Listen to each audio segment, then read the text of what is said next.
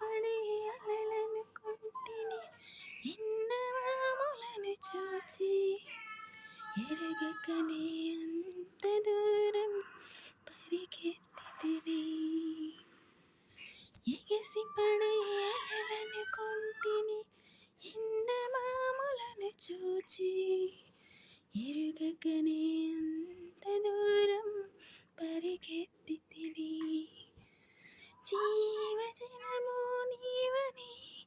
జీవాధిపతి నీవేనని జీవజనము నీవని జీవాధిపతి నీవేనని ఆ నిత్య జీవము